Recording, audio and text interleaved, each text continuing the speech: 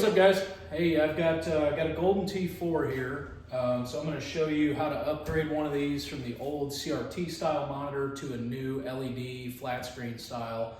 The first time I went to do this, I feel like I searched all over the internet and I couldn't really find kind of a tutorial on how to do this. I looked at forums and different types of YouTube videos. I think I found a few for like some Pac-Man, maybe some 1999 Golden Tees, but there was really nothing for this style specifically. And the other day I had a guy, was on a Facebook group, he was inquiring about doing it. I posted a picture of one of these, and he was super interested, and then a bunch of other people kind of chimed in. They're like, hey, how did you do that? So I told him, I said, hey, I'll try to put together a quick video, but I'll tell you guys, I'm not a YouTuber. Like, this is probably the first video I think I've ever even uploaded to my YouTube. So as far as the audio, the visual, there's kids crying, all kinds of stuff. So apologize for that. And then also one thing, I don't have the equipment really to kind of do a step-by-step. Probably don't have the patience for that either, if I'm being honest. But what I will do is I'll just kind of show you at a high level what I did. I'll show you everything that I used to do it. So I'll drop a link, for all the different widgets in there. Try to make this as easy as possible. First thing I'm going to do, I'm going to just kind of talk you through exactly, kind of what to expect when you do this.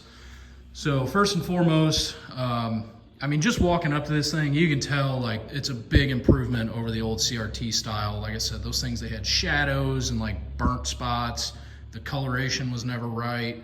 And one of the biggest, I think probably pain points that you probably don't even realize is when you stand off to the side on the old CRT style, you can't even see the image. Whereas with this, even though I'm running, LED lights on the ceiling in my garage, you can still see very clearly.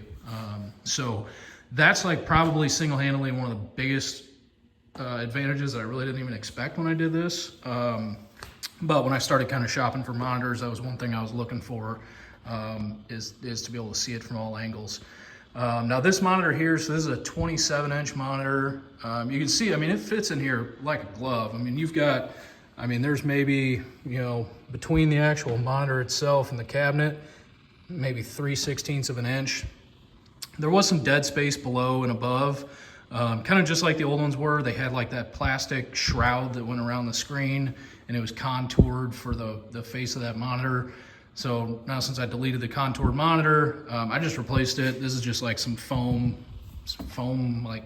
cardboard, I guess. I don't know what you'd call it, but you get it at Michael's or any kind of hobby shop. So also, it sheds a ton of weight off these things. If you ever moved one, I don't have to tell you, it's a job. So putting that lighter monitor in there makes a big difference for that. And then too, just the image on the screen, in my opinion, is much better. So I've got here, this is a machine I just recently picked up. Don't ask me what I'm gonna do with it. I'll give you the same answer I give my wife, and then, no, none of your business. So I'll figure something out. But I already pulled the CRT monitor out of this when it was in a guy's basement, and I wasn't gonna carry it out of there with the monitor in it. So kind of did that on the fly. So I'm not going to go into detail on how to get the old monitor out, but I will just kind of show you what to look for and how to go about that. So show you everything that you're going to need. One thing to note, the Golden Tee Fore and the Golden Tee Complete, they're going to be very, very much the same as far as how you convert these. In fact, even the green board and red board are going to be very similar. So I'll show you. Actually, that one's a green board and that one's a red board. So I'll be able to kind of show you where I got power for each of them. But the power supplies on those are a little bit different. The way that the boards get power is different. So the principle remains pretty well the same. But so you're going to need a monitor. This is the monitor that I'm putting into that machine there. It's actually slightly different than the one I put in this. I guess Amazon maybe sold out of that one. So I picked this one up. It's about $100. This one here, really the only difference from the other one that I've noticed is that this one's powered with DC low voltage, whereas the other one is powered with AC 120. It's not really an issue. You've got all kinds of low voltage and high voltage inside of the cabinet. It just really kind of makes a difference on where you're getting your power. So also you're gonna need something to mount it in there with. I've used these. You get them at Home Depot, Lowe's, Menards, whatever.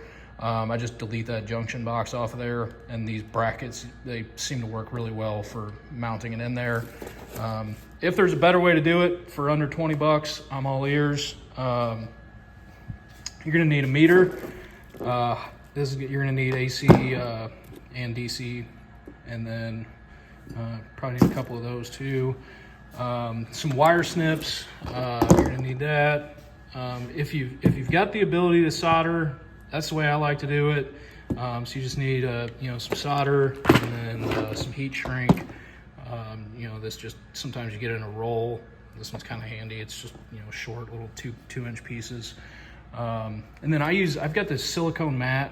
I think I got this from my wife's kitchen. Don't tell her that, but this works pretty good. So you can put this, like, if you're soldering near like the control board or the power supply, just put this down so you're not dripping any hot solder on your wires or controls. Another way you could do it, and I've done it this way in a pinch, you can use like butt connectors. The heat shrink ones are probably best just because you can keep moisture out of it. Like if you keep it in a garage, like I've got a Golden Tee in this garage, this one kind of just stays out here, it seems. So in any event, that's kind of the way I would do it. And then I'll kind of show you how to mount this up in there on the machine that I've already done it to. It's pretty simple. Sorry, I don't mean to blind anybody, but that's what we're working with. So that's the back side of the monitor that you're looking at. And you can see I just took those junction boxes off of there, secured them to the sides with wood screws, and then I've got some self-tappers that are just kind of securing it in the middle, so that way it's nice and firm. And then I just drilled some pilot holes in the steel brackets, and then just took like the TV screws with a lock nut, and then secured the monitor to the bracket. So that's the best way I've found. Like I said, there's probably a better way, but that's how I did it. So I'm going to pull this drawer out to kind of show you the hardware. Anytime you do that, you want to shut the power off. So just throw your switch there. So power's turned off, and then I'm going to pull this drawer out, and then also kind of show you how I got the screen in there. So there is, you got to go through your coin door down here. So just open this up, and then there's going to be a couple latches in there, so you can see those latches. So I'm just going to reach in here, just pop those loose. All right, so we got those opened up, and then this just pulls straight out, and then you'll kind of feel it catch, and then it'll rock back and sit in place. So you want those grooves right there to line up, so that way it sits flat and it's not going to be moving back and forth on you. There's a tab right here. You may have to loosen this 1/4 inch screw, but just turn that over, pull your glass out. Obviously be pretty careful with this glass. You don't want to scratch it or shatter it or anything like that. So set this off to the side, and then now you've got the actual surface of the monitor. Again, I put these two pieces in here. This is just like foam board. You can get it at a hobby shop. I think my wife got it at Michael's or something like that. So I just cut these two pieces to fit. Pretty easy to do. Here, actually, here's what it is. So 20 inch by 30 inch foam board. I used black, and then as you can see, I've just got them kind of just double taped. So you can glue them in place for a more permanent fix. I'm not sure why I even taped them, but that's the way it is. So I'll set those off to the side, and you can see why I put those in there. I mean, there's a pretty big gap. When the back door's on it, you won't really see much light through there, but there is some flashing lights and LEDs and stuff on the boards. So when that drawer's tucked back there, you can see them all flashing through there. So I just use that to cover that up. So here is, now that I've got it open, I'm going to turn it back on. the reason you don't want to open this and close this while it's on. Let's say if you have a ground wire that comes off, you could fry the whole thing. Also, if you have the older style hard drive, so those old hard drives, they've got an actual spinning disc in them. So just that amount of movement can ruin those hard drives. So always shut it off before you move anything around, and then obviously shut it off before you start cutting wires and things like that. Just kind of a high overview of what's going on here. This is your power supply. So yours may look a little bit older. They used to be like a steel housing with a fan on them. Sometimes the fan's on the side. I upgraded this one. I actually bought this machine because it had a bad power supply, and the guy that had it didn't know what was wrong with it. He just wanted it out of his way. So I put a new power supply in it, and then I ended up upgrading the hard drive to a Golden Tee Complete. And then I also got a marquee sign to go in there. So this used to be a Golden Tee Fore, now it's Golden Tee Complete. I had sent this off to Arcade Services, so I think they're out of Indiana maybe. But Mike out there did a great job, turned it around pretty quick.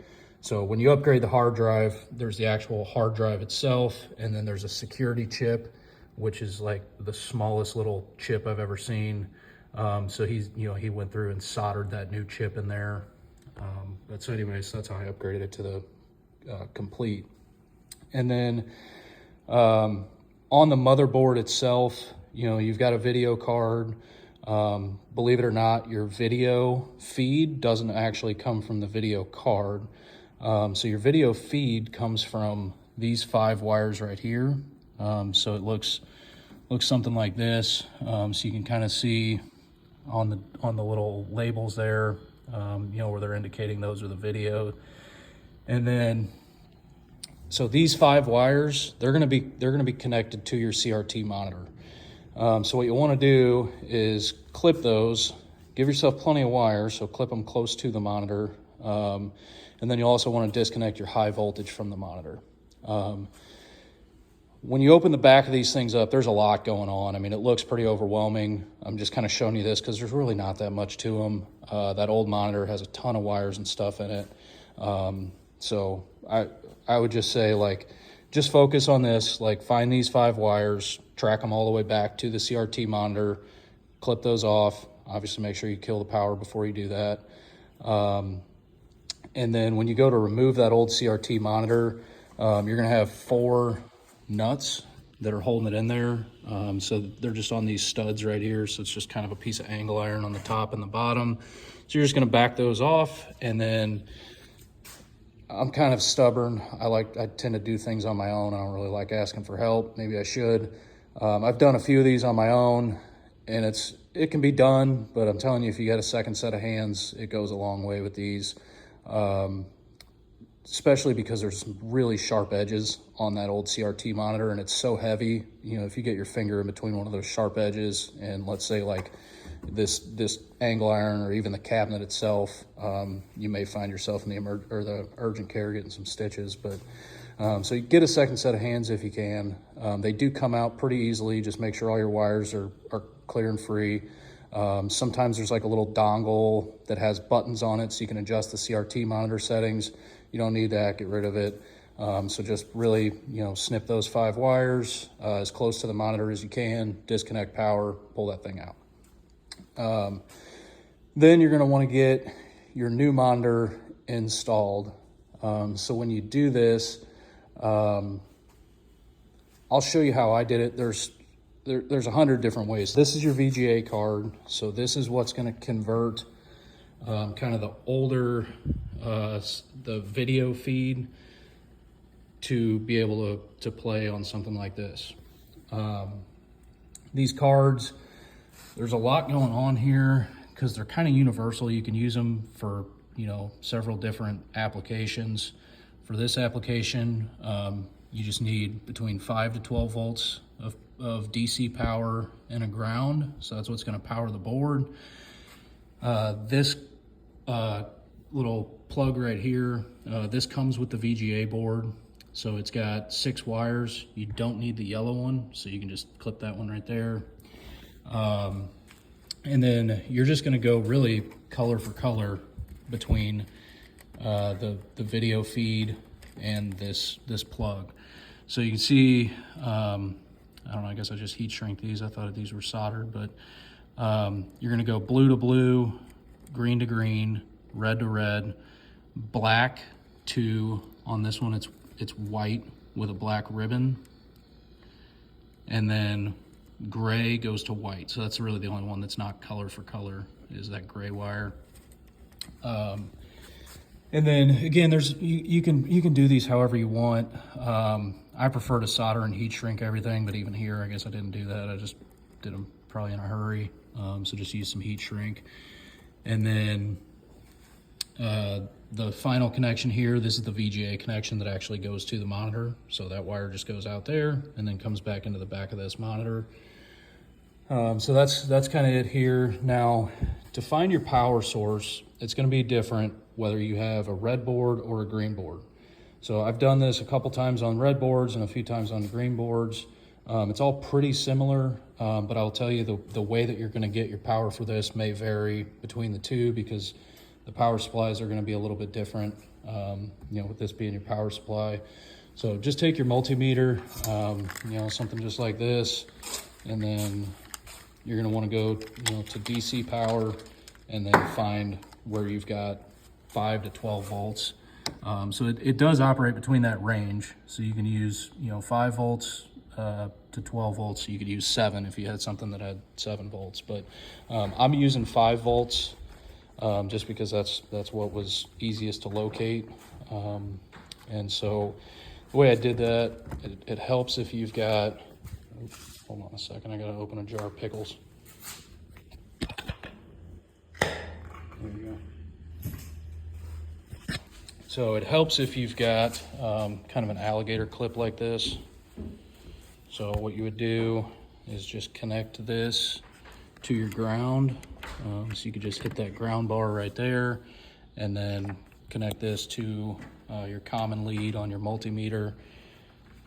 Let's see here.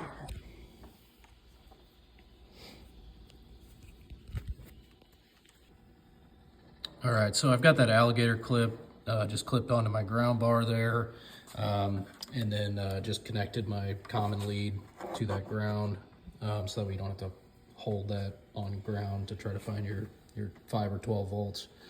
So again, switch your meter over to DC voltage here, and then you're going to want to find some wire that's coming off of your power supply that has either 5 volts or 12 volts. With this universal power supply, there's a whole bundle of wires coming off of here. I mean, I had a lot to choose from. I think I'm running 12 volts off mine here. Yeah, so I got 12 volts. So I basically just grabbed this wire right here coming off this ribbon, and then just soldered and heat shrink that. So that's where I'm getting my 12 volts, and then my ground is just landed right here. Now, if you have kind of this older style power supply, so it looks something like this. This is actually the one that came out of it. It's going to be largely the same. You're just going to want to, just check these for voltage.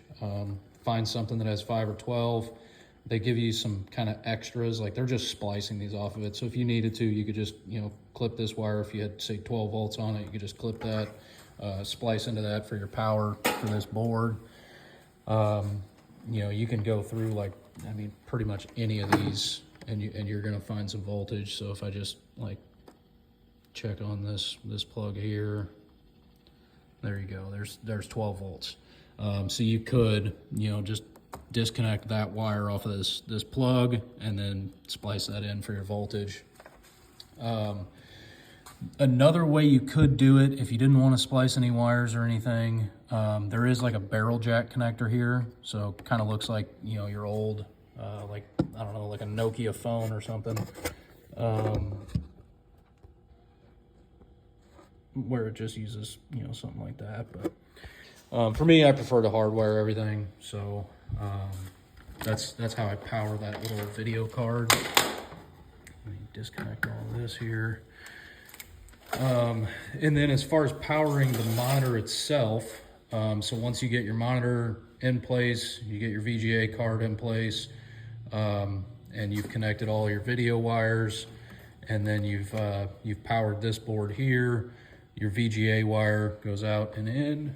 So now you need to power the monitor. With this monitor, you know, what I did is I used an existing like plug that I had. You don't have to do that. You could just take that cord that comes with your new monitor, run it all the way down, just clip the end of it, cut that jacket back, and then find somewhere to connect to. Now I'll tell you, you can probably connect, depending on what setup you had. Your CRT monitor was probably plugged into something like this. So keep that plug in place, and then just come back and just cut it, and then just butt splice your new power wire for the monitor to this right here. So that gives you the ability to, you know, unplug it. Now, one thing I did when I set all this up, everything is on plugs, so I can, you know, unplug this, unplug it, so that way I can pull that drawer out if I need to move it or what have you. So again, it may look a little different than the way I've got it here, but really the idea is you just need 120 volts to your monitor and then your low voltage to that video card. So now I'll kind of go through the setup. Well, and actually, if you have this older style here, you could probably find a cord to power your monitor just using that male connection there. So you're probably getting 120 volts off of that. So you could probably use this plug right here to power your monitor if you wanted to. But all that aside, let me know if you have any questions on like getting voltage to your monitor or to your VGA card. So once you get it all set up, there's 4 buttons on this thing. So those 4 buttons are going to control your picture, if you will. There's also some picture settings on the monitor, and there's some resolution settings on the board. So what I would do is I would start with, you know, selecting the input to the monitor. So you want to select your input to VGA. The buttons on that monitor are on the back side right there. It's just a button, and it's pretty straightforward. If you know how to operate a TV, you can figure that out. Just switch your input over to VGA. And then once you've got it on VGA and you've got this powered, you should get a picture. So one thing I would do before that, there's a couple dip switches on this board. So the first one is going to be this SW5. So you want to have this set for medium resolution, and that's your resolution setting right there. So like if you look at just the operator manual for Golden Tee, this kind of walks you through. So SW5 dip switches. So you have dip switch 1. If it's on, you're low resolution. If it's off, you're medium resolution. So it's medium resolution by default. Some of them may have been switched to low. I had one that was on low resolution. So just make sure that dip switch number 1 is off. And this should be the same for a green board and a red board. And then the rest of them are on. And then you're also going to have this SW51 dip switch. So this dip switch here, this is just a way that you can get into your operator settings. So you see dip switches 2, 3, 4 are always on, but you can switch one on and off. So if you switch that to off, it's going to take you to the settings menu. So we're going to go ahead and do that. Kind of helps if you have like a thermostat screwdriver, because these things are tiny. But so I just switched that off, and then that took me into the settings menu. There's another way to get to the settings menu. Let's say if you've got the drawer closed and you need to like adjust your volume or whatever, you can open this up, and then there's a button in there. So just go to service or test, I don't remember which one. It'll take you into this same settings. But while you've got this open, you can just do it right here. And then you just use your trackball to adjust this. So you're going to go down to, it's so hard when the trackball is sitting at an angle, but you're going to go to system test menu. and then go to video screen test. And then you're going to go to screen size adjustment. And then, so this is going to take you to, when you first start up this machine without adjusting anything on your VGA card, this is probably going to be like, if you can even see it, you may have to make these adjustments before you can even do this step. These 4 buttons right here, pretty straightforward. So you've got menu, up, down. So just go to menu. When you first start this thing up, it's going to be in Chinese or something. So you have to go up to language and then English, assuming that you don't speak Mandarin. Now, the settings on this, your first setting is picture. Let me zoom out a little bit. So here's how I've got mine set right now. I would just mirror these settings just to at least get this thing, to where it's gonna get you a picture on the screen. So then you're gonna go to geometry. Now these are the really important settings here. This geometry menu, so the clamp settings, so 5 and 6, those are really important. So set those to 3 and 4. Otherwise, once you set that, and then also your maybe it's vertical size or something. Once you set it to these, you should start to see a picture that looks something like Golden Tee. And then you can kind of tweak these too. So like, let's say, you get everything to where you're seeing it and you want to move your horizontal position left or right so you can center the image on the screen. That's where you would do that. So, you can go like, let's say somewhere there, and then you can adjust, your horizontal size so you can make it bigger, smaller. So those settings are going to happen right there. And then, your resolution, you want that to be 640 by 480 to get all this to work together. So that's kind of how, like at a glance, and again, I've got a link to a YouTube video. A guy goes into much better detail on kind of how to set that up. But that's just what I've found works for this. And then it's pretty easy to go back to your Golden Tee. You would just hit that dip switch back to on, and then you just go through your buttons and just hit exit, and then it'll take you back to Golden Tee. So now we're back to Golden Tee. So yeah, that setting is very important, and I messed with this one day. I could not figure out how to get a clear picture on this. I was having just the hardest time, and then something clicked, and I was like, you know what, I need to adjust the resolution setting on the actual board. So once I did that, everything worked. So yeah, that's kind of at a high level how to do it. Like I said, if you have any questions or anything, let me know. I'd be happy to help you best I can. So good luck to you.